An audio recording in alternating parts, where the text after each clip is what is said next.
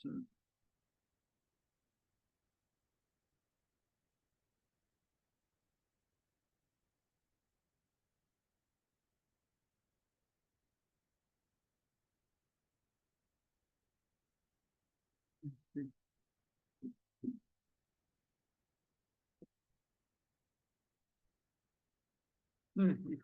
kok. Siapa?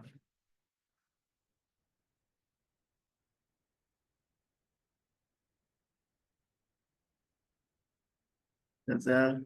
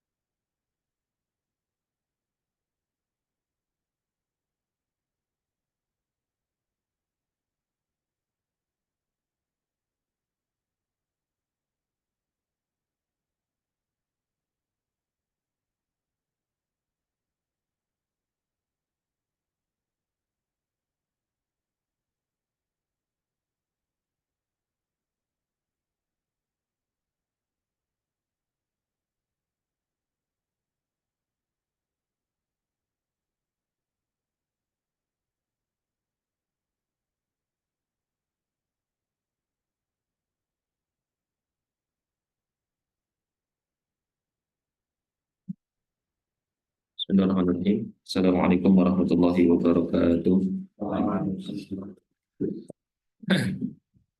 Alhamdulillah, alhamdulillahilladzi bi ni'matihi tatimmu shalihat kama yuhibbu rabbuna wa yarda.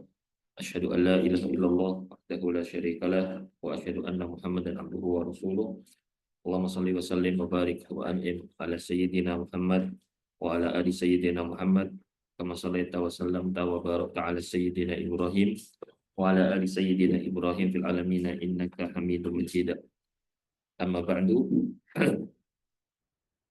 Alhamdulillah, seluruh pujian itu hanya milik Allah Subhanahu wa taala dan yang telah memberikan kepada kita nikmat yang begitu banyak dan semuanya sangat berarti bagi kita.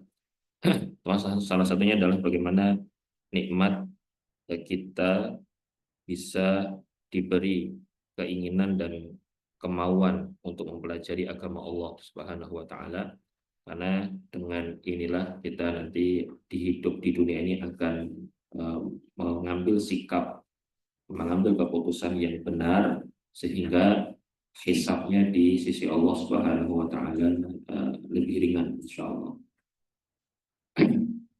Ya, kita melanjutkan di materi Jumat kedua, yaitu materi fikih. Yang terakhir kemarin kita bahas tentang ijtihad dan mujtahid.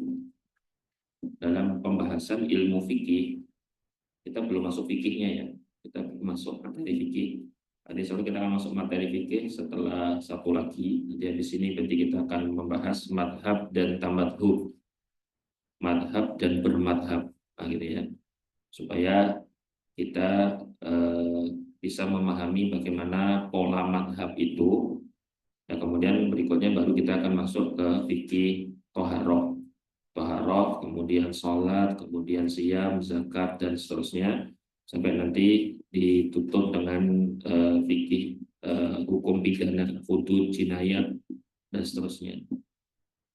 Baik, kita kemarin bahas tentang masalah mustahid. Mustahid adalah satu level bagi seseorang yang alim, di mana dia sudah berada di level untuk bisa berfatwa.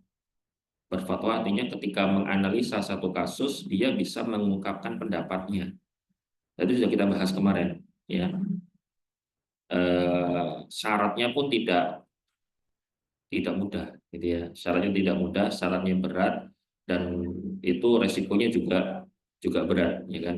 Sampai ada ungkapan orang yang paling berani berfatwa itu adalah orang yang dia siap untuk masuk neraka, gitu ya. Sampai kalau fatwanya kemudian ngawur padahal dia bukan di level mujtahid, ya dia akan menyesatkan umat akhirnya, kan gitu. Nah, ini kebalikannya, taklid dan muqallid. Ini simpel banget sebenarnya. Cara beragama, cara menjalankan agama yang paling sederhana itu adalah taklid dan taklid. Ya, sangat sederhana sekali, sangat sederhana. Nggak usah pakai proses panjang, nggak usah pakai syarat-syarat, nggak usah. Pokoknya asalkan dia mau belajar, itu sebenarnya sudah masuk kategori taklid. Nanti kita bahas. Nah, sehingga disinilah kita akan belajar ini mungkin levelnya level kita ini mungkin ya. Nah, levelnya di kita ini. Kalau taklid itu amalannya, kalau muqallid adalah pelaku taklid. Pelaku taklid namanya muqallid. Ya, jadi kita coba langsung pahami. Pertama kita lihat dari definisi taklid. Taklid itu secara bahasa berarti mengikatkan sesuatu kepada sesuatu yang lain secara bahasa. Jadi kalau bahasa Arab itu ada namanya qiladah. Qiladah itu kalung. Qiladah itu kalung. Kenapa? Karena kalau kalung wajarnya itu di beberapa bentuk kalung adalah ketika mengikatkan satu ujung dengan ujung yang lain, iya kan? Nah, maka disebut dengan qiladah. Secara bahasa itu dari situ. Jadi ketika seseorang dikategorikan taklid karena dia mengikatkan pendapat dia kepada seorang alim, gitu. Dia tidak bisa mandiri berdiri sendiri berfatwa. Sedangkan maksud dari taklid dalam ilmu usul fikih adalah akhdu madhabil ghairi min ghairi ma'rifati rujhani dalilihi. Mengikuti pendapat seorang imam madhab tanpa mengetahui kualitas dalil. Ya. Jadi ketika ada seorang imam, ada seorang alim, seorang mujtahid, dia berfatwa begini dan begitu, namanya taklid, ya udah ikut aja. Nggak tahu kualitas dalilnya, nggak tahu dia. Apakah dalilnya sahih? Nggak tahu. Apakah dalilnya dhaif? Nggak tahu juga. Pokoknya itu ustadz saya, itu guru saya, itu imam saya, itu taklid namanya seperti itu. Ya, cuma tadi ada yang perlu digarisbawahi bahwa taklid ada, nanti kita bahas ya. Taklid itu yang konotasinya atau kesannya taklid itu buruk negatif itu kan gara-gara yang dimaksud itu adalah taklid buta.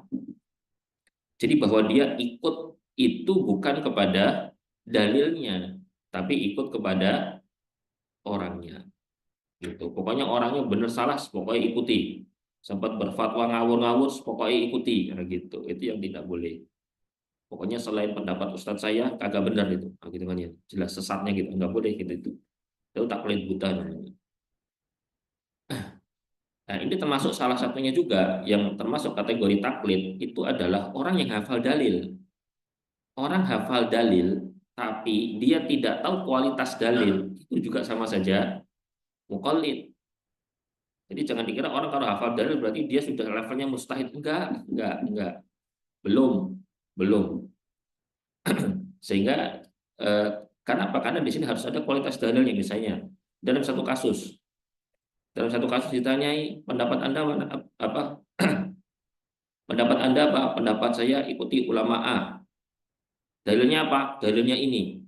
Kok bisa dalil ini dijadikan sebagai hujjah untuk pendapat tersebut?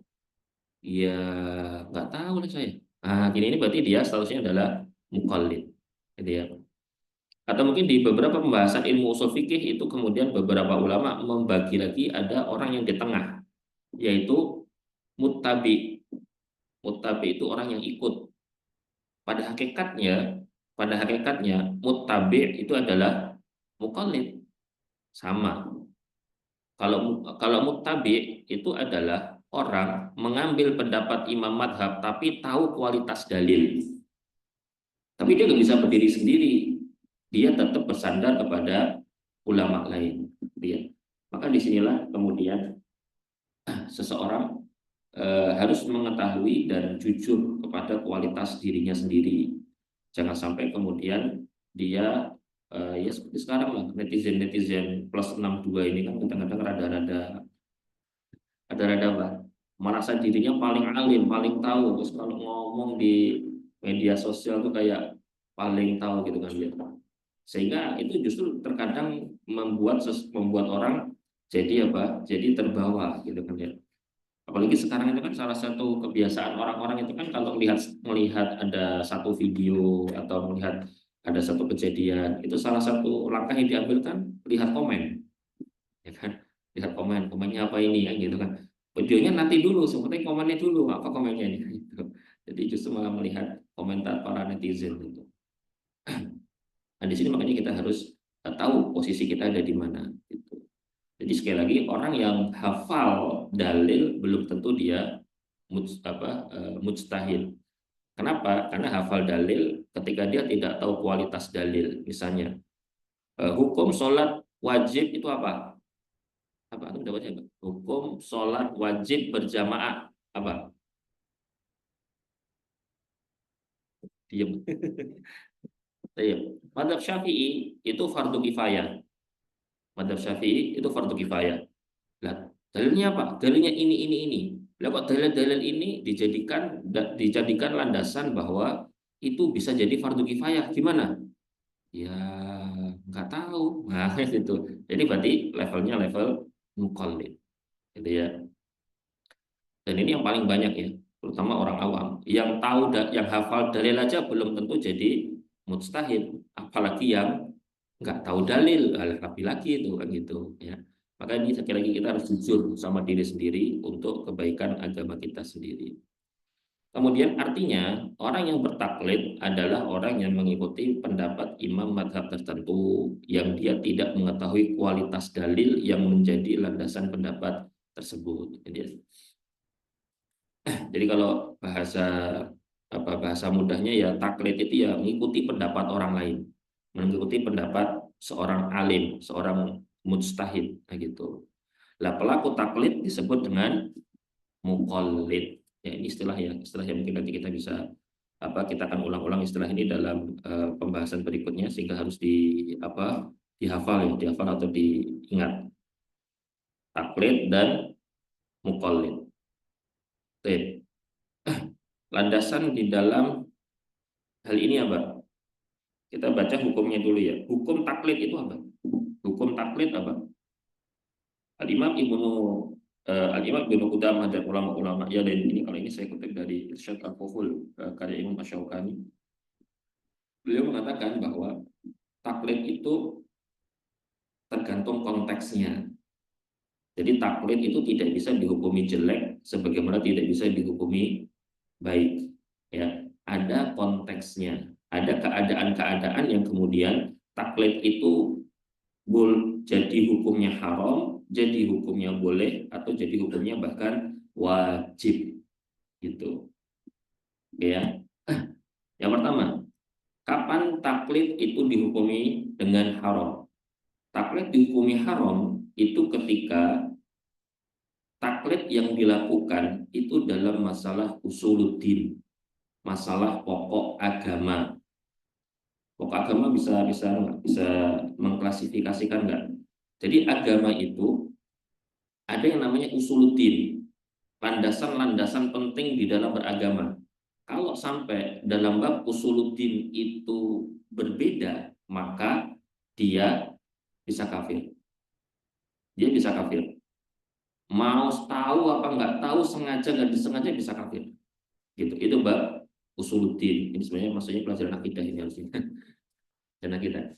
Jadi harus dipelajari juga, bukan untuk mengkafirkan orang, tapi untuk menjaga ini supaya kita tidak terjatuh pada kafir tanpa sadar. Nah, gitu ya. Ini harus dipahami. Nah, untuk masalah usuluddin itu tidak boleh taklid. Nah, kalimat Imam Asy-Syaukani, para ulama berbeda pendapat tentang taklid dalam masalah akidah atau masail aqliyah. Jadi di beberapa kasus itu, di beberapa versi istilah yang dipakai ulama, masalah akidah itu disebut dengan beberapa jenis istilah. Imam Asy-Syaukani misalnya menyebut dengan masail aqliyah. Jadi masalah akidah itu sebenarnya sesuatu yang bisa dirasiokan. Masalah akidah itu bisa dinalar. Masalah akidah itu landasan paling kuat itu pada akal itu. Makanya beragama itu tidak bisa kemudian hanya sebatas ikut-ikutan. Allah berikan akal kepada kita itu untuk merenung, ya. Makanya dalam bab taklid ini kata Imam Asy-Syaukani ini nggak boleh untuk dalam masalah pokok-pokok agama, ya. Pokok agama itu misalnya tentang keesaan Allah, gitu ya, keberadaan Allah, gitu ya. Nah, itu nggak boleh kok kita ikut-ikutan taklid, itu nggak boleh. Apakah boleh taklid dalam masalah ini? Abu Husain Ibnul Qattan beliau punya kitab namanya Al-Ijma'. Ijma' itu artinya kesepakatan para ulama. Semua ulama sepakat bahwa taklid dalam masalah ini tidak boleh. Karena setiap orang wajib mengenal Allah dan itu tidak bisa dengan taklid.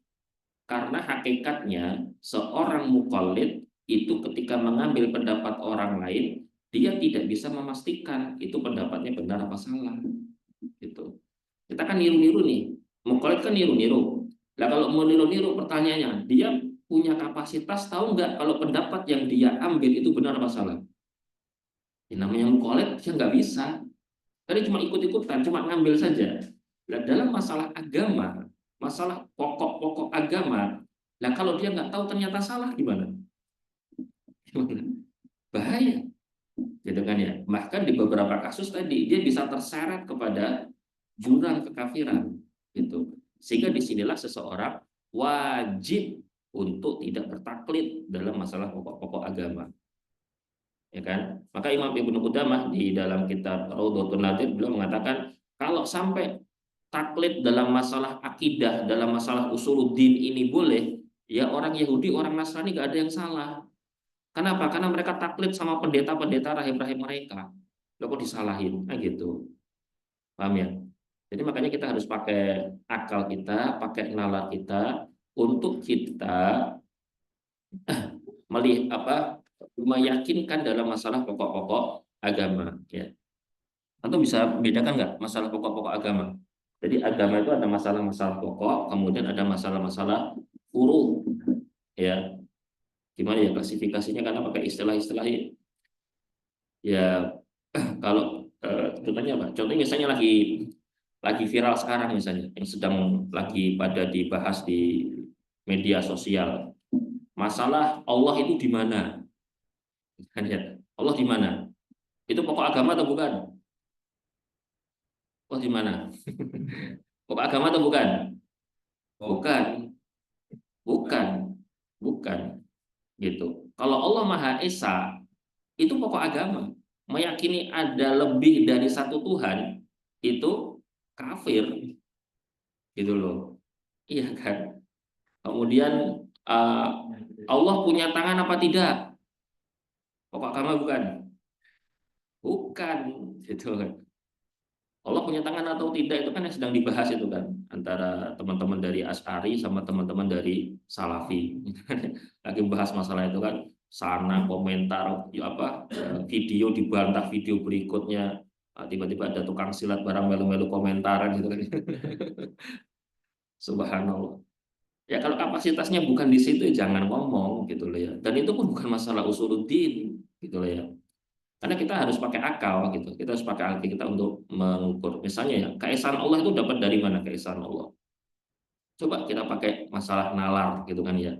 Kenapa kok Tuhan harus satu gitu ya? Makanya kalau saya pelajaran akidah itu, pelajaran akidah ngajak santri itu, pertanyaannya santri itu aneh-aneh teman pertanyaan. Memang saya provokasi memang, ya kan? Biar apa? Mereka itu punya keyakinan itu betul-betul atas landasan pemahaman mereka. Karena kita secara tidak langsung kan kita ketika kecil kan diarahkan kepada agama mulia ini kan dari bimbingan orang tua. Iya kan? Nah, itu kemudian Allah berikan akal kita yang kemudian berkembang untuk kita kemudian semakin lebih untuk bisa lebih kuat imannya gitu loh. Sehingga dalam masalah-masalah kita itu jangan jangan taklid ya. Kalau nggak paham tanya ya. Beberapa pertanyaan santri santri saya kan saya ngajar pelajaran akidah juga ya. Kenapa Allah ciptakan iblis? Ini pertanyaan itu aneh-aneh. Oh, kenapa Allah ciptakan neraka? Dengan ya. Kenapa Allah menamakan dirinya dengan Allah? Wah, ini lah. Bisa nggak Allah menciptakan ya? Bisa Allah menciptakan batu yang Allah sendiri tidak bisa ngangkat? Ini pertanyaan nopong ini. Ya oke lah, nggak apa-apa lah. Dijawab aja ya pakai nalar ya. Karena itu bisa kok, bisa, insya Allah bisa. Selama kita tahu pola akidah dalam usuluddin, insya Allah kita bisa jawab itu semua, insya Allah. Ya. Jadi di sini harus dipahami ya. Jadi yang paling sederhana saja, paling sederhana. Eh, Ketika bicara tentang keesaan Allah, bagaimana kita kemudian mengenal Allah? Mengenal Allah itu bukan dari zat Allah, ya. Mengenal Allah itu bukan dari zat Allah karena akal kita nggak sampai ke sana, gitu. Karena tidak ada satupun makhluk di bumi ini yang pernah melihat Allah. Cara mengenal Allah itu adalah dengan mengenal, mentafakuri alam ini, gitu ya. Maka kata alam dalam bahasa Arab itu kan artinya tanda. Kenapa? Karena alam ini akan membimbing kita kepada keberadaan Sang Khalik. Ya, coba direnungkan baik-baik. Ya. Jadi akal ini, alam ini kalau kita renungkan, ini akan membimbing kita kepada ini alam ini nggak mungkin berjalan sendiri itu nggak mungkin. Gitu. Alam ini ada yang ngatur dengan keteraturan yang sangat luar biasa. Ya, harus dibedakan ya, harus dibedakan untuk membahas masalah ini ya. Jadi harus kita tanya aja, tanya-tanya kepada orang yang betul-betul paham ilmunya untuk masalah-masalah akidah ini. Kalau nggak paham, tanya lagi aja, nggak apa-apa, sampai kita betul-betul yakin terhadap pokok-pokok agama. Nah, ada satu lagi, ini pokok agama, ada satu lagi turunannya, yaitu pokok ahlus sunnah. Ini dua hal berbeda. Pokok agama ini kalau sampai dia berbeda, maka dia kafir. Kalau pokok ahlu sunnah berbeda, dia tidak sampai kafir, tapi bid'ah. Nah, di sini prinsipnya di sini. Maka nanti ada muncul namanya Khawarij, Syiah, Mu'tazilah, Murji'ah, Qadariyah, Jahmiyah, Jabariyah, dan lain sebagainya. Bedakan itu ya. Ahli sunnah sendiri ya beda lagi. Ahli sunnah sendiri beda lagi tentang beberapa kasus. Baik. Ya. Yang kedua, taklid itu boleh. Taklid diperbolehkan dalam masalah furu. Ini ya. Amat taqlidu fil furu'i fahuwa jaizun ijma'an. Taklid dalam masalah furu itu boleh sesuai ijma' para ulama. Ya. Jadi kalau masalah furu itu masalah fikih kalau bahasa kita ya. Masalah bab fikih, masalah sholat itu tangannya gimana? Atau sholatnya tangannya gimana? Mau sejajar dengan telinga, mau sejajar dengan bahu, gitu kan ya. Ya asalkan ada adanya saja, asalkan ada hujahnya saja. Angkat tangan gimana? Habis angkat, terus gimana? Habis tangan, ada yang muter-muter gini, ada yang muter-muter, ya kan? Ya muter-muter, ya, suka muter-muter lapangan ya. Ada yang muter, ada yang begini. Majuin dulu. Hmm, tahu itu orang dapat dari mana itu. Aneh-aneh. Nah, kalau bab-bab seperti itu ya harus dicari dulu itu referensinya ada tidak, gitu kan ya. Nah, sehingga ranah perbedaan fikih itu adalah sebuah ranah yang memang boleh. Cuma benar nggak itu memang ada pendapatnya itu loh. Ya kadang-kadang orang dikit-dikit ini perbedaan pendapat, dikit-dikit perbedaan pendapat, dikit-dikit perbedaan pendapat. Perbedaan dari mana? Wong itu ijma kesepakatan kok bilang perbedaan. Gitu ya. Makanya kemarin di syarat seorang mujtahid dia harus hafal dari ijma para ulama. Bab masalah akidah juga ada masalah furu'nya, ada. Tadi seperti misalnya orang tua Nabi itu di jannah apa di neraka? Masuk surga apa masuk neraka orang tua Nabi? Ya kan? Nah, kelompok sebelah bilangnya masuk neraka karena hadis abi wa abuka finar. Bapakku dan bapakmu dalam neraka. Itu kan hadis Nabi sendiri itu. Kelompok sebelah mengatakan ya enggak lah, ya kan? Wa taqallubaka fis sajidin, katanya bahwa keturunan Nabi itu dari keturunan orang-orang yang bersujud kepada Allah. Ya enggak lah, gimana? Beda, enggak masalah. Jadi ya, kenapa? Karena ini ranah yang masih boleh untuk di ranah perbedaan meskipun dalam masalah akidah. Kemudian ada satu yaitu wajib. Ini wajib taklid. Ini nggak ada pilihan lain. Hukum asal, hukum dasar, hukum awal, taklid itu boleh. Jadi hukum asalnya itu boleh, tapi dia jadi wajib bagi orang awam. Ya, kenapa? Orang awam tuh harus beragama, harus menjalankan agama. Dia sudah balik, berarti dia sudah dibebankan hukum. Karena sudah dibebani hukum, maka harus jalani agama. Terus gimana caranya? Dan caranya tidak ada lain kecuali ya dia tanya dengan seorang alim. Jawaban dari seorang alim dia ikuti, itu namanya taklid. Dia mau cari dalil, qala Nabi, qala Rasul, qala Allah gitu, suruh apa? Enggak paham juga, gitu.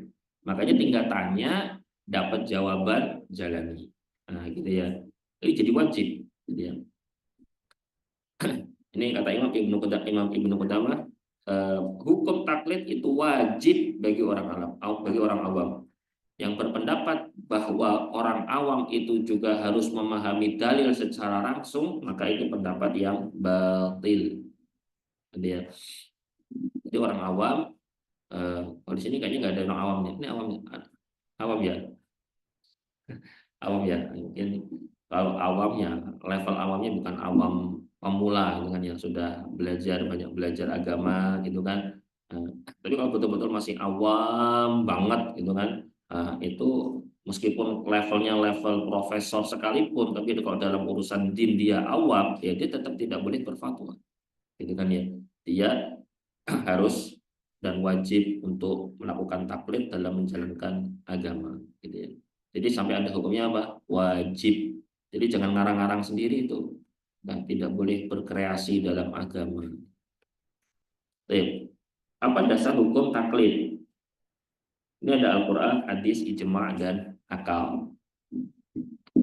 Dalam Al-Quran jelas Allah katakan di surat An-Nahl ayat 43, Al-Anbiya ayat 7, ini punya ayatnya sama ya. Fas'alu ahla dzikri in kuntum la ta'lamun. Bertanyalah kepada para ulama jika kalian tidak tahu. Kan simpel. Suruh tanya. Suruh tanya berarti karena tidak tahu, suruh tanya. Setelah tanya dapat jawaban, jawabannya diamalkan, kan gitu. Inilah landasan dari hukum taklid. Ya, dasarnya itu ada. Jadi taklid sendiri itu nggak masalah, gitu ya. Kalau dia tahu, ya nggak usah tanya, kan gitu. Kemudian hadis Nabi, riwayat Abu Dawud nomor 337 dan hadisnya hasan. Ketika Nabi katakan ala sa'alu idlam ya'lamu fa inna shifahul ayyi atau ayyi as-su'al. Kenapa mereka nggak tanya sih? Kenapa mereka nggak tanya? Kenapa mereka nggak tanya ketika tidak tahu? Sesungguhnya obat dari kebodohan adalah bertanya. Ini ceritanya adalah ceritanya itu ketika sahabat dalam peperangan, kemudian ada seorang sahabat yang bagian kepalanya ini terluka kena hantaman pedang sehingga ada luka besar di kepalanya. Qadarullah, ketika malam hari junub dia, pas bangun mau sholat, ya tanya ini, saya semalam junub, ini kepala kondisinya masih luka, ini kira-kira saya boleh tanya mau enggak? Weh, nggak boleh, junub kok tayamum ini gimana? Ya junub ya mandi. Ya udah, akhirnya sahabat ini mandi, ya kan? Mandi junub di malam apa menjelang waktu subuh itu dia mandi junub. Katanya setelah subuh malah meninggal, gitu kan ya? Diceritakan kepada Nabi ini. Nabi tanya, ya kalau nggak tahu kenapa nggak tanya, gitu ya? Obat dari tidak tahu adalah bertanya, gitu, ya kan?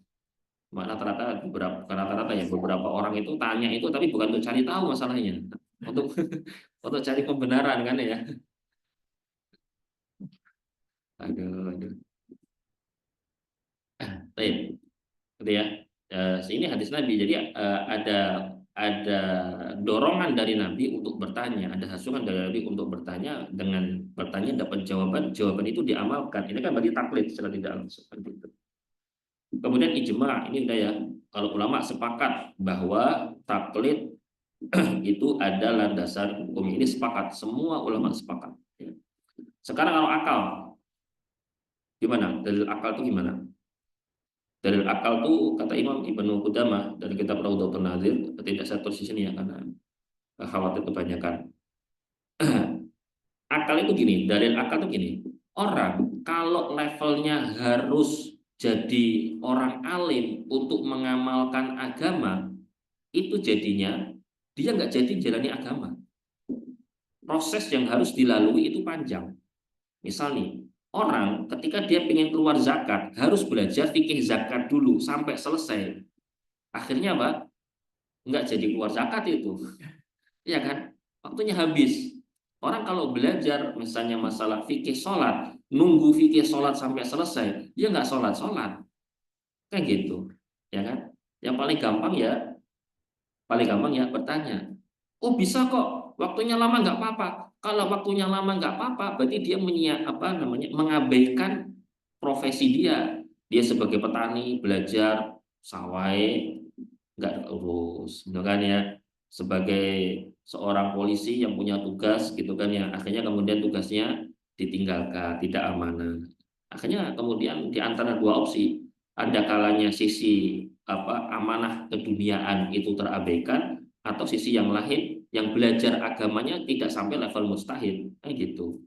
Maka disinilah kemudian taklid itu secara akal itu bisa dijadikan sebagai salah satu sikap seorang muslim ya. Yang paling gampang juga yang lain, sahabat radhiyallahu taala anhu. Kalau versi Imam As-Suyuti, sahabat itu jumlahnya sama dengan jumlah para nabi, yaitu 124.000. Sedangkan Imam Ibnul Qayyim dalam kitab I'lamul Muwaqqi'in itu menyebut bahwa sahabat yang levelnya berfatwa, 124.000 sahabat ini yang levelnya berfatwa, bisa memberikan fatwa, artinya sesudah wafatnya Nabi tentunya, itu cuma berapa? 140 orang. Bayangin coba, sisanya berapa? Sisanya berapa? Woi, sisanya banyak kan? Lebih banyak sahabat yang tidak berada di level berfatwa, kan gitu. Terus yang nggak berfatwa, apa yang mereka lakukan? Tanya kepada para sahabat yang levelnya berfatwa, gitu ya. Sehingga para sahabat sendiri pun menjalani kehidupan seperti itu, gitu ya. Nggak paham tanya, nggak paham tanya, nggak paham tanya, kan gitu. Levelnya seperti Abdullah bin Umar, Abdullah bin Abbas, kemudian Bunda Aisyah radhiyallahu taala anha, Abi Hurairah, masya Allah, itu sahabat-sahabat yang dihitung oleh Imam Ibnu Qayyim itu jumlahnya 140 orang saja. Jadi ya, benarkah para mujtahid melarang taklid? Nah, benar nggak ini? Karena sebagian orang nggak boleh taklid, taklid itu adalah perbuatan tercela, harus sesuai, harus tahu dalil, harus ngerti dalil. Nah, benarkah gitu? Nah, beberapa pihak mengatakan bahwa taklid tidak boleh karena para ulama melarang taklid, tenane, gitu. Maka si pertanyaan ada tanda tanya itu ya. Imam Mazhab juga melarang taklid, ya. Nah, di sini saya kutip fatwa Ibnu Taimiyah dalam kitab Majmu' Fatawa dan Asy'arani dalam kitab Mizanul Kubra. Memang para ulama mazhab itu berkata, jangan kalian mentaklidku juga kepada Malik, Syafi'i atau Sauri dan lain-lain. Jadi ulama rata-rata mengatakan seperti itu. Jangan ikut-ikutan aku. Jangan asal ikut pendapatku. Jangan mentaklid pendapatku. Mau ke Imam Syafi'i, mau ke Imam Malik, atau ke imam yang lain. Imam Sufyan Ats-Tsauri dan yang lain. Gitu ya. Maka saya kasih warna merah. Berarti boleh taklid nggak? Boleh taklid nggak? Nggak boleh. Kalimat ini nggak boleh. Tapi kalimatnya masih lanjut. Tetapi Imam Ahmad itu mencintai Imam Syafi'i. Ini kalimatnya Imam Ahmad ya. Imam Ahmad itu mencintai Imam Syafi'i, memujinya, begitu pula dengan memuji Ishaq bin Rahuyah atau Rahawai, Imam Malik, Imam Sauri, dan lain-lainnya dari imam-imam umat. Ya. Tetapi Imam Ahmad itu memerintahkan orang awam untuk meminta fatwa kepada Ishaq, Utsman bin Sa'id, Abu Ubaid, Abu Thawr, Abu Mus'ab, dan lain-lain. Gitu ya. Ini adalah ulama-ulama di masanya dia masa tabi'in. Jadi di satu sisi saya kasih blok warna kuning. Di satu sisi kalimat sebelumnya Imam Ahmad mengatakan, di salah satunya Imam Ahmad mengatakan nggak boleh taklid sama pendapatku, nggak boleh, gitu kan ya. Tetapi di sisi lain orang awam ya tanyalah sama orang-orang yang sudah ahli fatwa ini, orang awam, gitu kan ya. Kalau tanya berarti apa? Ya taklid kan. Dia tanya, ada masalah tanya, dapat jawaban, ya dia amalkan. Tahu kualitas dalilnya enggak? Ya enggak. Amalkan aja sudah, gitu ya. Nah, sehingga para ulama namun melarang para ulama, ini Imam Ahmad itu melarang para ulama dari ashabnya. Ashabnya ini karena dulu murid, ini murid-muridnya Imam Ahmad, kemudian naik level menjadi orang yang sudah di level berfatwa. Ada Abu Dawud, Utsman bin Sa'id, Ibrahim Al-Harbi, Abu Bakar Al-Athram, Abu Zur'ah, Abu Hatim As-Sijistani, Muslim, dan lain-lainnya. Itu Imam Ahmad melarang murid-muridnya tadi, dia murid levelnya, muridnya Imam Ahmad, tapi karena luar biasanya mereka kemudian levelnya itu sudah pada level berfatwa. Nah, murid-muridnya tadi dilarang untuk taklid kepada siapapun. Kemudian Imam Ahmad mengatakan kepada murid-muridnya ini tadi, kalian harus merujuk langsung kepada Alkitab dan As-Sunnah. Ya, kalau beramal harus langsung bersumber dari Alkitab dan As-Sunnah. Kalau disimpulkan dari redaksi kutipan ini, apa kesimpulannya? Ulama madhab melarang taklid, iya, tetapi kepada mujtahid, gitu. Orang awam tetap disarankan untuk minta fatwa, bertaklid, gitu. Kalau levelnya sudah level mujtahid, orang yang sudah boleh melakukan ijtihad, ya nggak boleh tanya. Dia sudah level ijtihad kok. Dia harus apa? Harus kemudian menyampaikan pendapat atau fatwanya, gitu. Ya. Bahkan beberapa orang mengambil kalimatnya Imam Syafi'i, idza shahhal hadis fahuwa madhabi. Kalau hadis sahih itu madhabku. Jangan ikut-ikutan, jangan ambil madhabku, tapi ambil hadis yang sahih. Nah, orang awam dia tahu hadis sahih, gitu kan ya. Nah, di sinilah kemudian para ahli, misalnya Al-Imam An-Nawawi dalam kitab Al-Majmu', beliau mengatakan bahwa kalimat idza shahhal hadis fahuwa madhabi, hadis kalau sahih itu madhabku, jangan ambil ucapanku tapi ambil hadis sahih ini tadi, itu bukan untuk orang awam, itu untuk orang levelnya mujtahid, ya. Seringkali beberapa saudara kita mengutip kalimat-kalimat seperti ini kemudian tidak melihat konteks penukilan atau kutipan itu yang kadang-kadang jadi kacau, jadi semerawut kan di situ. Dan yang sudah saya cantumkan referensinya, nanti bisa dijadikan sumber di dalam kita berargumen. Berikutnya ada tata cara taklid. Wah, ini sudah masuk ini. Yang paling gampang taklid. Imam Ibnu Qutbah dalam kitab Raudhatun Nadir jilid kedua halaman 384 beliau katakan, orang awam itu kalau mencari fatwa itu menurutnya orang yang dia ahli ijtihad. Jangan ambil fatwa dari orang yang dia bukan levelnya mujtahid, gitu. Kita nih sebagai orang awam misalnya mau tanya satu hukum, jangan kepada orang, jangan kemudian misalnya melipir ketemu orang di pinggir jalan, Pak mau tanya Pak, hukum zakat gimana Pak? Ya nggak bisa, gitu ya. Ini orang yang memang betul-betul kita lihat sosoknya dia adalah seorang mujtahid, gitu loh. Boleh, kita nggak tahu dia mustahil atau bukan. Nah, dikasih oleh Imam Ibnu Qudamah opsi lain. Kalau memang kita tidak tahu, coba cari orang-orang yang menurut kesaksian para ulama itu layak berfatwa. Kita mau tanya sama siapa? Sama si A ini. Nah, si A ini dapat rekomendasi dari ulama-ulama yang lain atau tidak? Gitu. Saya kasih contoh misalnya Imam Malik.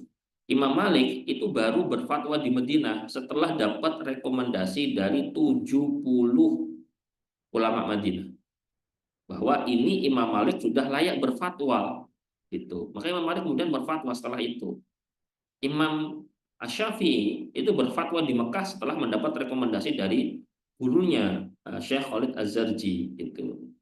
Dapat rekomendasi baru Imam Syafi'i kemudian berfatwa di Mekah gitu. Jadi paling gampang seperti itu. Kalau kita susah untuk menilai, coba cari rekomendasi ulama yang direkomendasikan ulama senior yang merekomendasikan, tanya sama fulan, tanya sama fulan, tanya sama fulan gitu kan. Itu lebih lebih aman gitu ya. Kalau kita tidak bisa menilai ini ahli ijtihad bukan, ahli fatwa bukan, nah, kita melihat apa? Melihat rekomendasi para ulama. Kalau ternyata nggak bisa juga, kalau nggak bisa gimana? Kalau nggak bisa, kebanyakan orang itu tanya kepadanya. Ada seorang ustadz, kiai, ya, banyak orang tanya kepada dia. Nah, kita mengambil, udah kita tanya sama beliau juga. Nah, gitu kan ya. Atau kalau enggak, ya seseorang yang dohirnya tampak bisa dimintai fatwa. Gimana ini? Makanya dalam pembahasan itu ada namanya zayyul ulama. Zayyul ulama itu cara berpakaiannya ulama. Jadi harusnya itu diatur. Orang yang punya level untuk berfatwa itu punya pakaian khas. Itu kan terjadi kan? Kalau di Haromen misal pakai apa itu namanya? Yang warna kuning-kuning itu loh, kayak jubah warna kuning apa itu namanya itu? Yang bisa dipakai kalau imam Masjidil Haram pas sholat itu kan. Kalau di Al Azhar itu ada peci, ya kan? Peci khas Al Azhar itu ya.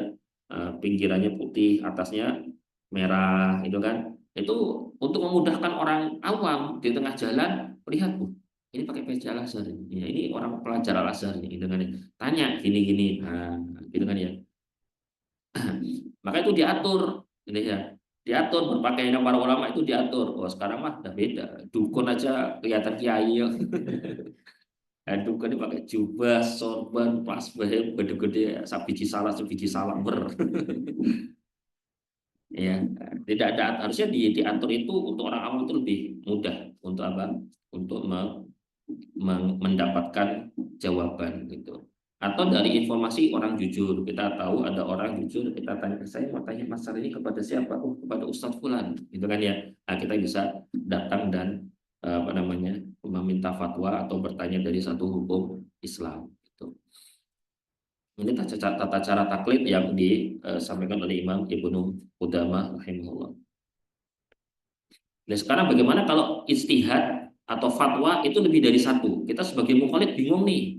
Hukum sholat wajib berjamaah bagi laki-laki, fardu ain, sunnah, sama fardu kifayah. Ayo yang mana?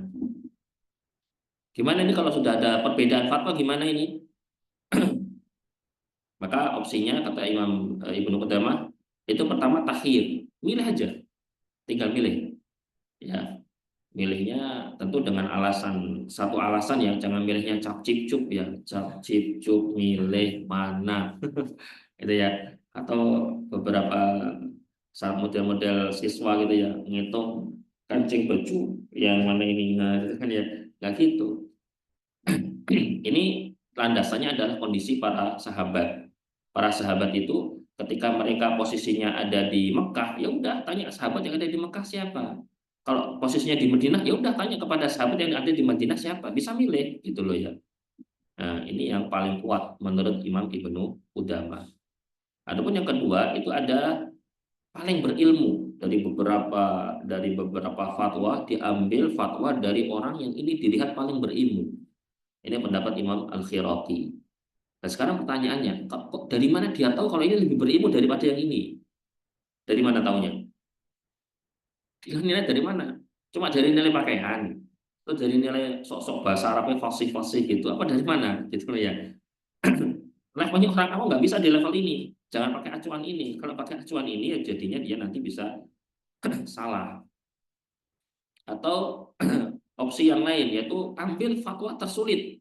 Ini malah abot kita ini. Jadi kalau kita nggak ada cocok dengan ini ya. Jadi kalau ada halal sama haram maka pilih haram, jangan pilih halal. Nah gitu. Kenapa? Karena kebenaran itu hakikatnya berat, gitu ya. Pendapat apa opsi yang keempat kebalikannya. Justru kalau ada dua fatwa yang sulit dan mudah, ambil yang mudah. Kenapa? Nabi diutus untuk membawa kemudahan. Nah, pilih mana berarti antum? Ya kan? Imam Ibnu Qudamah sudah memberikan jawabannya ketika menyampaikan apa pendapat ini, kemudian beliau mengatakan pendapat keempat dan pendapat ketiga itu jelas tidak kuat karena bertentangan. Jadi yang benar diambil tersulit atau termudah itu jelas bertentangan. Kalau ambil yang paling berilmu, level orang awam belum di situ, gitu loh. Maka opsinya adalah takhir. Takhir itu apa? Memilih. Ya. Yang terakhir adalah ifta al-muqallid. Ifta al-muqallid itu meminta fatwa kepada muqallid. Boleh nggak? Dia taklid, tapi kita minta fatwa kepada dia. Tentu muqallid levelnya bukan orang awam ya. Sebagaimana tadi sudah kita singgung bahwa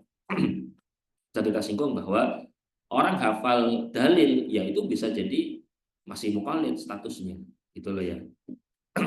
Hukumnya apa? Ifta muqallid hukumnya boleh dengan syarat bahwa muqallid yang dimintai fatwa itu menyebutkan referensinya, amanah ilmiah di sini. Jadi dia tidak menyandarkan itu pendapat saya, tapi dia kemudian menyandarkan apa yang dia ucapkan, apa yang dia jawab kepada fatwa atau pendapat seorang mujtahid, gitu ya. Nah, disinilah sepertinya level kita di sini, ya kan? Level kita itu ketika ditanya, ya di sini kita harus amanah ilmiah. Jangan terlalu berlebihan ketika mengatakan menurut saya, pendapat saya, ya enggak gitu, ya kan? Karena kita bukan di level mujtahid. Ya. Allah taala alam bisawab. Ini cara penukilan ya, ada cara terakhir ini kalimat paragraf terakhir, cara penukilan dari mujtahid adalah salah satu dari dua cara. Entah dia punya sanad yang bersambung kepada seorang mujtahid atau dia menukil pendapat-pendapat di dalam kitab-kitab para imam mujtahid. Ini dalam kitab Ibnu Abidin, di dalam kitab Raddul Mukhtar, juz 1 halaman 69. Wallahu a'lam bishawab. Ini sampai sini sudah hampir setengah 7 ini. Barakallahu fikum, wafaqanallahu jami'an. Ada yang ingin dibicarakan atau ditanyakan dari antum? Fadhal.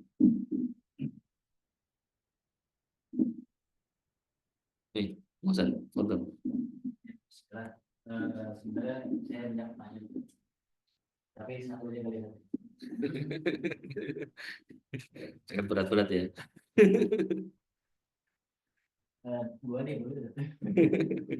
Yang pertama ini Ustaz, misalkan kita ada beberapa pendapat ya Ustaz. Mungkin dalam misalkan dalam satu tema, tapi ada beberapa pendapat ulama, misalkan 3. Nah, dan akhirnya kita ngambil kesimpulan dari 3 pendapat itu. Jadi ini bukan 3 pendapat yang kondisinya bisa berbeda atau bisa sama gitu. Tapi kita ambil kesimpulan dari 3 pendapat tersebut. Nah, pertanyaan saya itu boleh apa enggak? Kita menyimpulkan dari 3 pendapat yang dinukil dari beberapa kitab misalnya gitu. Itu yang pertama. Dan yang kedua, bolehkah kita minta fatwa kepada sarjana-sarjana? Misalkan saya ini sarjana agama Islam, ada sarjana ekonomi Islam, ada sarjana perbankan syariah. Yang dimana itu kan kuliah ya, semacam itu. Ya, saya boleh nggak kita meminta fatwa terhadap sarjana-sarjana? Baik, jazakallahu khairan pertanyaannya. Jadi pertanyaan pertama,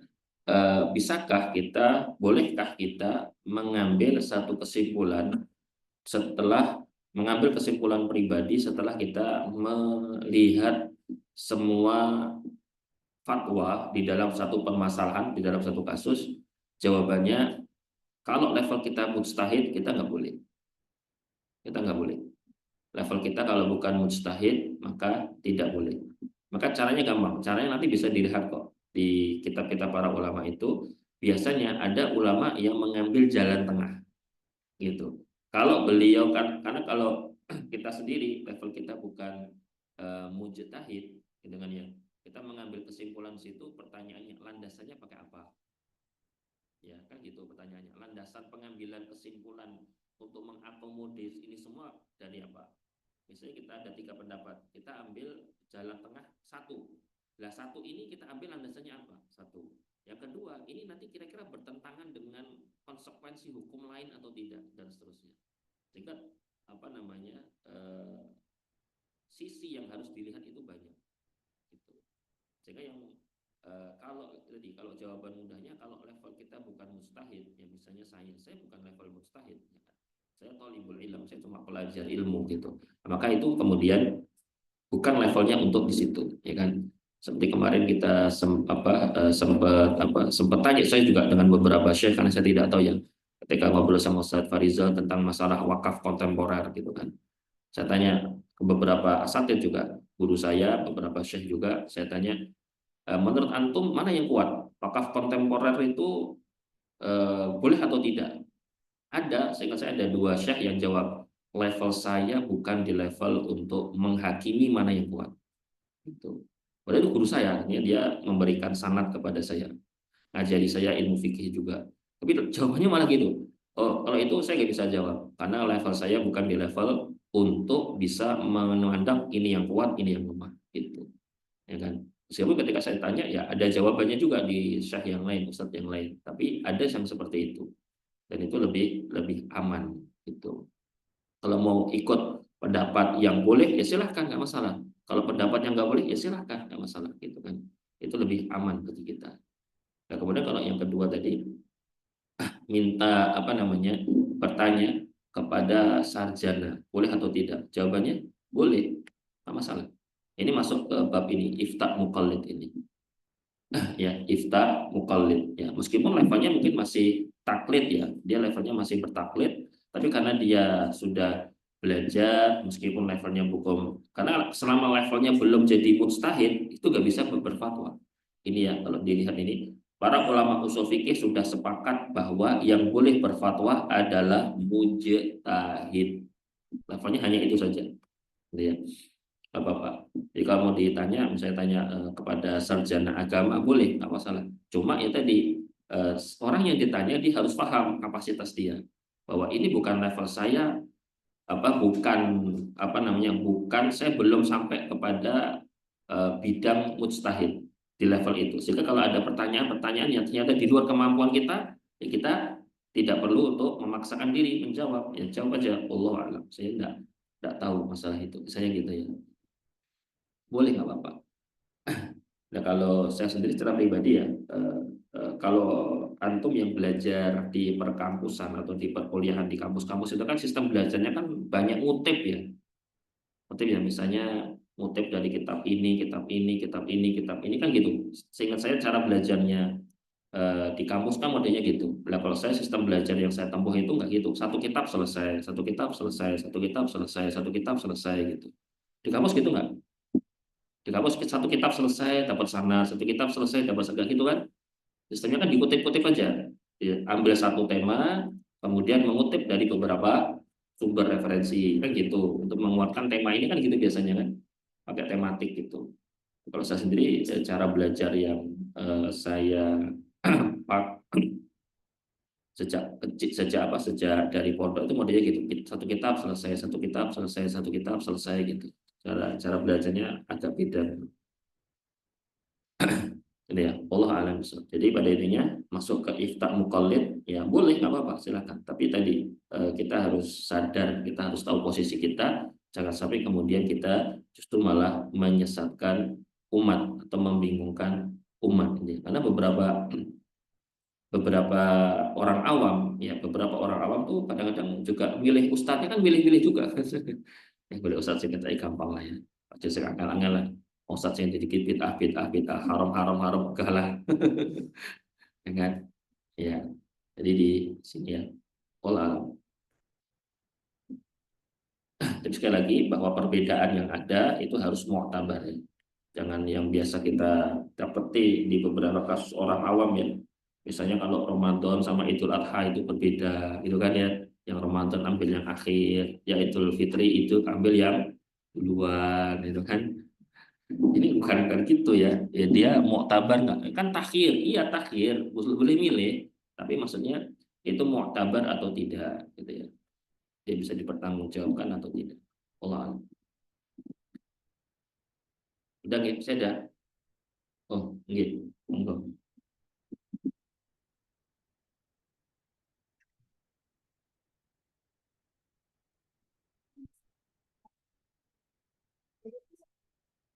Saya berkaca dari saya punya adik, Oke. dua adik yang ternyata perjalanan zaman itu mempengaruhi pola hidup mereka.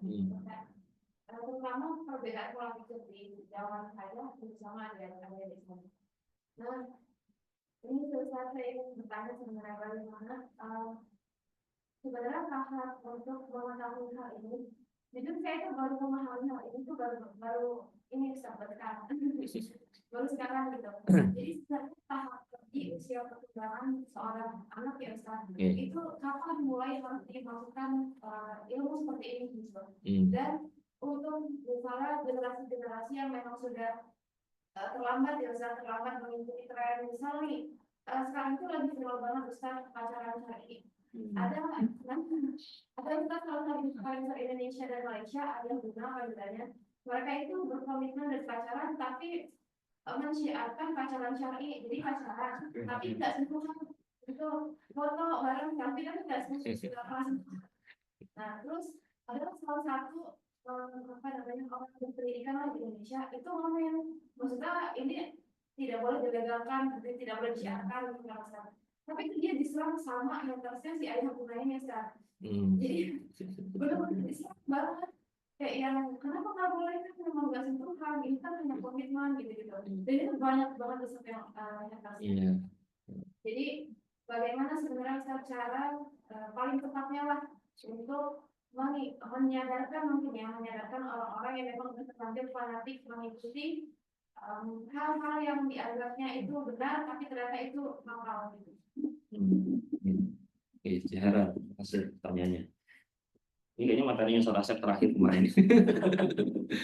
Tadi nggak dirapa kemarin. Ustaz Asep kemarin, insya Allah ya. Jadi saya sendiri juga sama. Saya sendiri satu keluarga itu ada 11 bersaudara ya. Itu ada yang Salafi, ada yang NU, ada yang Muhammadiyah, ada yang Persis. Itu kalau duduk bareng pas liburan tuh, ngobrolnya seru pokoknya. Bayangin aja tuh Salafi sama NU ketemu tuh gimana tuh coba. Ditambah Muhammadiyah sama Persis kan, Masya Allah. Ada tadi saya, Masya Allah. Tapi kita ya tadi ya, karena kita hubungannya hubungan darah dan ya kita belajarnya pertama dari satu pondok gitu ya. Kemudian keluarnya arahnya berbeda-beda. Baik. Jadi kalau dari sisi penyampaian itu eh, ketika di usia SD itu belum di usia seperti ini, di level ini belum. Di usia SD itu baterainya bisa. Baterai di laptop mantu habis. Level di usia SD itu levelnya level ikut, levelnya level taklid gitu. Sehingga anak-anak di usia SD itu jangan diajari perbedaan. Jadi disampaikan saja menurut gurunya apa gitu. Menurut gurunya apa disampaikan aja. Misalnya memilih doa iftitah misalnya. Doa iftitah milih yang mana? Allah Akbar kabiro, apa Allahumma ba'id baini, apa wajah tu wajhiyya, apa yang lain gitu ya. Subhana rabbiyil jabarut wal malakut itu ya. Milih yang mana? Itu dikasih tahu saja satu. Ikut biarin nggak apa-apa. Yang penting ini benar. Meskipun versinya versi salah satu fatwa, nggak masalah. Nanti kalau sudah masuk di usia SMP, SMA, nah, ini mulai diajari perbedaan ini. Diajari, sehingga kemudian dia akan menyadari adanya perbedaan di dalam kasus yang dibahas tadi. Sedangkan kalau yang ditanyakan tentang masalah apa semua yang disebut label syar'i itu adalah syar'i, ya itu jadi problem gitu, ya kan? Nanti besok-besok ada khamar syar'i, kan? Zina syar'i, gitu kan ya. Nah, itu memang salah satunya memang di sana ada permainan atau perang istilah, gitu ya. Ada perang istilah yang itu terjadi di kalangan umat ya, bahwa untuk melegalkan misalnya ditambahi embel-embel apa syar'i gitu kan ya, dan seterusnya dan seterusnya. Sehingga bagaimana cara kita untuk memahaminya, untuk kita membantahnya? Sebenarnya pertama itu tadi, kalau sudah kemudian satu fanatik, itu nggak bakal bisa. Fanatiknya gara-gara apa? Bisa jadi karena kagum, kemudian fanatik.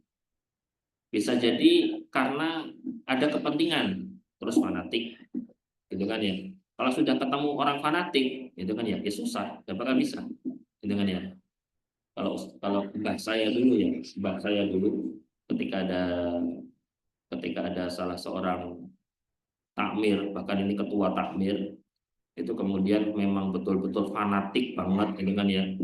Kemudian ayah saya coba minta solusi ke mbah saya, jawaban mbah saya, Pak, ada takmir fanatik banget.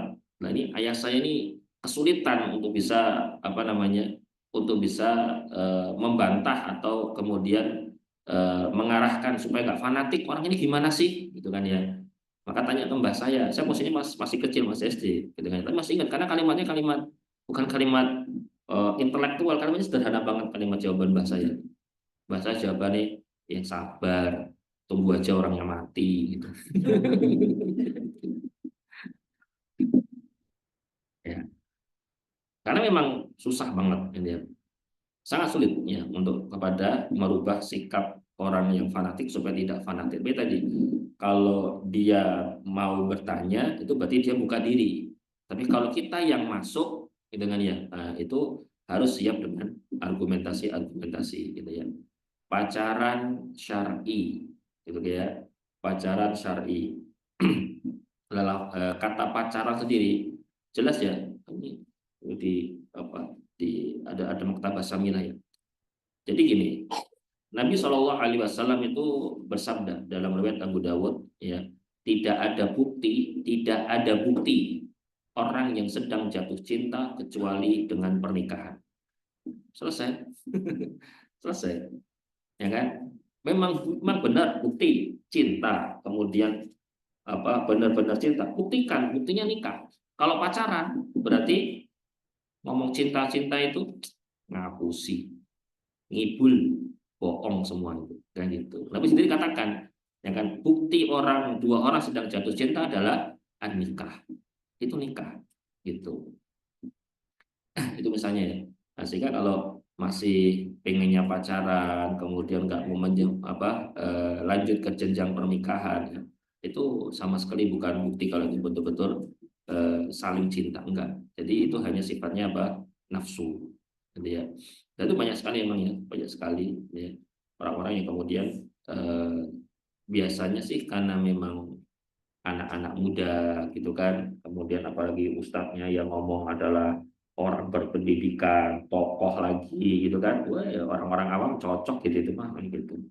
Itu justru yang paling bahaya adalah ketika besok di akhirat itu. Ini memang susah ya, saya sih juga belum bisa dapat jawabannya yang pasti ya kan. Tapi yang jelas untuk merubah pola pikir itu memang tidak mudah ya, karena kalau ibarat pohon dia sudah besar, gitu ya. Dia sudah besar, kalau dia masih anak-anak, masih kecil mungkin masih bisa dilurusin, ya kan, pohonnya bengkong, ya kan, kita lurusin masih bisa. Kalau pohonnya udah gede gimana ceritanya? Ya satu-satunya solusi ya ditebang, kan gitu. Dan itu tidak mudah, kan gitu. Bisa ya, bisa, tapi tidak mudah. Makanya ketika apa tadi ya, kalau keluarga kita setidaknya keluarga kita itu ya harus kita kawal ya, keluarga kita untuk dalam mindset cara berpikir yang benar, gitu ya. Wallah alam.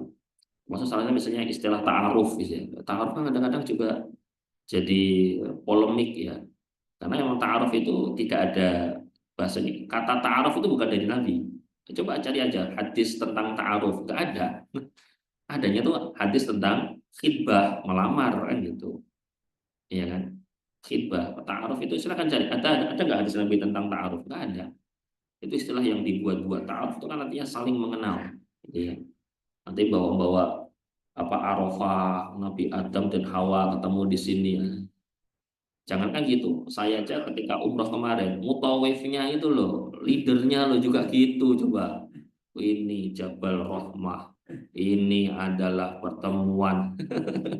Makanya nanti Bapak Ibu sekalian, ini masing-masing muda ini doa di sini dengan itu. Dan itu ternyata apa? Ya bayangin yang bimbing umroh aja modelnya kayak gitu. Saya naik coba itu, sudah ditulis itu sama pemerintah Saudi pakai bahasa Arab. Jangan nulis nama-nama, kan banyak nama-namanya itu ya. Fulan, Fulana, Fulan, Fulana, Fulan. Ini di Mekah itu padahal itu kan. Itu di Mekah itu. Atau yang pernah naik ke bukit itu kan harusnya tahu ada nama-nama ya kan. Misalnya namanya siapa di sini? Misalnya namanya Abdullah dan Fatimah ya kan. Kemudian dikasih gambar apa gitu. Berharap kira-kira cintanya biar apa abadi kekal gitu kan ya. Kalau di Korea itu ada apa? Gembok-gembok itu ya. Gembok-gembok elah kan podo wae gitu itu. Artinya orang yang umroh posisinya saja juga di Mekah gitu kan ya. Sudah ada peringatannya. Itu aja cik podo ngeyel-ngeyel gitu kan ya. Ya, memang gitu itu memang apa berat sulit ya. Nah, karena salah satu hal yang sulit yang kita perangi itu adalah bagaimana kita mengingatkan orang yang mereka ngikutnya hawa nafsu. Nabi sendiri SAW mengatakan dalam hadis yang dhaif, ya, jujur hadis yang dhaif. Ma min sahibi dzambin illa taubatun illa isnani. Setiap pelaku dosa itu bisa tobat, kecuali cuma dua. Dua orang ini nggak bakal pernah tobat. Dua orang ini nggak bakal pernah tobat. Ashabul bid'ah wa ashabul ahwa. Ya. Pelaku bid'ah dan pengikut hawa nafsu. Ini nggak bakal tobat. Nggak bakal tobat itu maksudnya nggak ada kamus tobat. Bukan berarti mereka kalau tobat nggak diterima, enggak. Kalau tobat diterima. Cuma mereka nggak kenal kamus tobat karena mereka yakini apa yang mereka lakukan adalah benar. Yang dilakukan benar, kok suruh tobat gimana? Kayak gitu. Kalau saya sering ngasih contoh, ada orang datang ke kita, kemudian datang bilang, Mas, Mbak, tobat. Ya saya tobat, saya salahnya apa Pak? Oh, Mas sama Mbak ini sholat subuh 2 rakaat. Loh, dia tuh sholat subuh 2 rakaat, terus benar apa tobat itu biasa ceritanya kan gitu. Gak mungkin dong, Anda benar kan? Nah, pelaku bid'ah itu gitu itu. Dia menganggap apa yang dia lakukan itu benar, suruh tobat, gak bakal mau. Karena dia menganggap itu benar. Ya, masuk yang kedua adalah pengikut syahwat, pengikut hawa nafsu. Pengikut hawa nafsu juga sama, diminta untuk tobat itu nggak bakal mau. Ya, karena mereka meyakini itu adalah sebuah kebenaran. Ya. Allah.